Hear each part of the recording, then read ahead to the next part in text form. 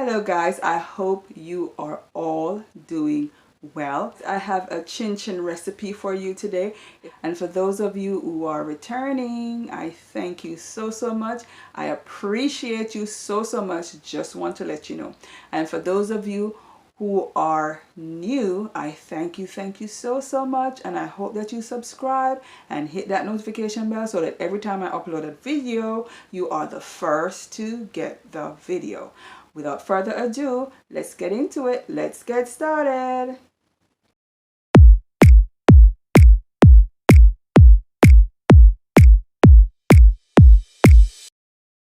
Please check the description box for a list of ingredients and measurements. For this recipe, you will need all-purpose flour, baking powder, nutmeg, sugar,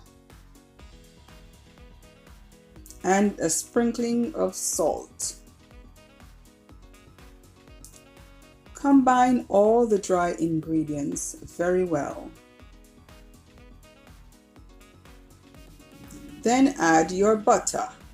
You can use margarine if you wish. Then knead that butter into the flour you are trying to achieve a breadcrumb-like consistency. Add half of an egg with a tad bit of vanilla. Vanilla helps to take away the rawness of the egg.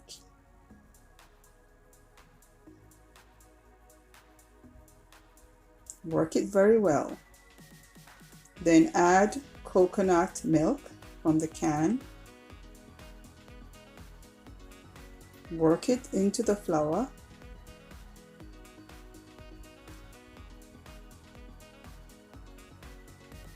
Then add a bit of water and knead until you get a dough-like ball consistency. Not too thick and not too firm, just pliable.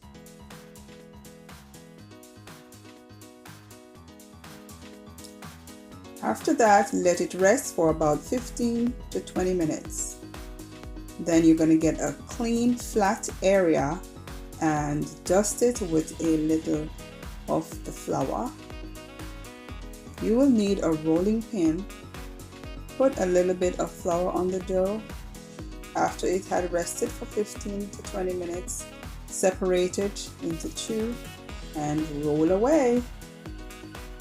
Roll to your desired thickness or thinness.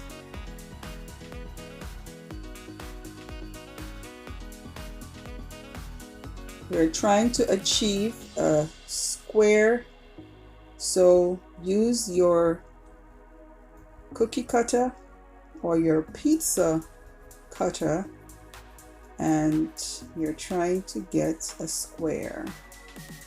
Then you're going to run it along. Try to make sure to get the same size for ease of frying, because sometimes some will tend to fry and some will be raw or be semi-raw, so you want to make sure that they're the same size, or try at least.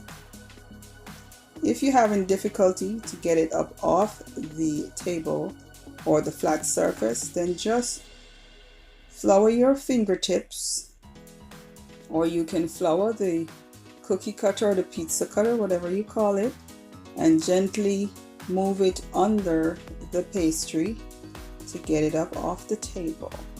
Now this is the second set. You're going to do the same thing. You can use your hands or your palms to flatten it, but why bother when you have a rolling pin? It makes it so much easier. Again, roll to your desired thickness. Now this second batch is a little bit thicker than the first one, and you're going to lightly dust both sides and flip it. And again, we're trying to achieve a square. Please forgive me, I was very tired. It was late at night and this square didn't actually work out. but it worked out very perfectly well because it was the same thickness, even though the shapes were different. And I get to understand that there's no problem with that, because chinchin can be different sizes and different shapes. It's going to be good just the same.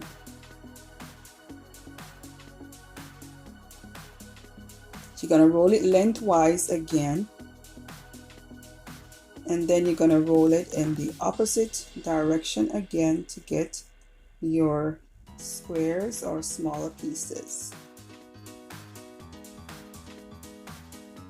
And this is going to help to give the chinchin a little bit of crispiness to it because it's not thick. And this was much easier to get up off the table because you noticed before that I dusted it lightly with the flour and flipped it and dusted it lightly again with the flour.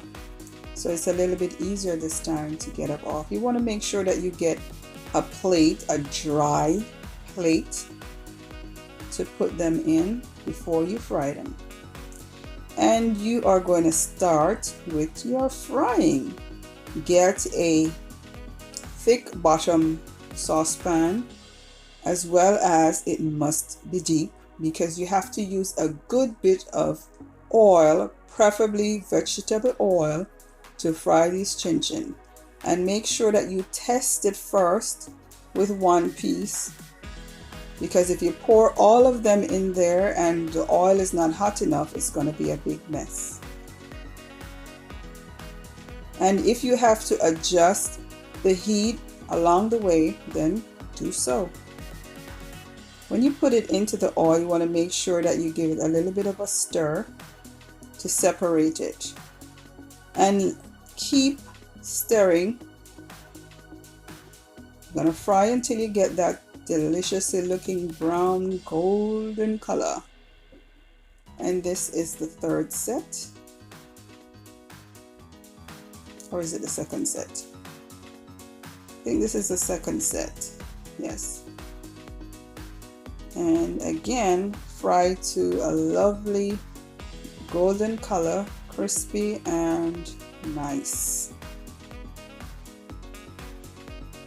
Now let me say, guys, that this was is my first attempt at making chinchin. So this video can also be a beginner's guide, because I did not know what to do before, and here it is, it's done.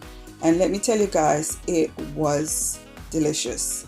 I'm not just saying that because I did it, I'm saying it because it is true. It was crunchy and so delicious. You want to try this recipe for yourself, guys. I guarantee you that you will be happy. It will put a smile on your face. A lovely, delicious, homemade snack.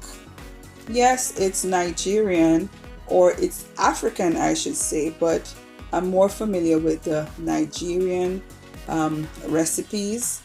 So this is a Nigerian recipe. Of course, you can adjust it to what you want, which is what I did. I tweaked it, as also sometimes you don't have all the ingredients that you want, but you can make substitutes for it for what you don't have.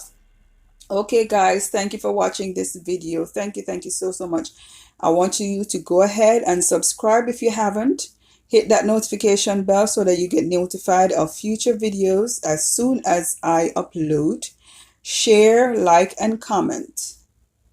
Thank you so much, guys. Thank you for watching.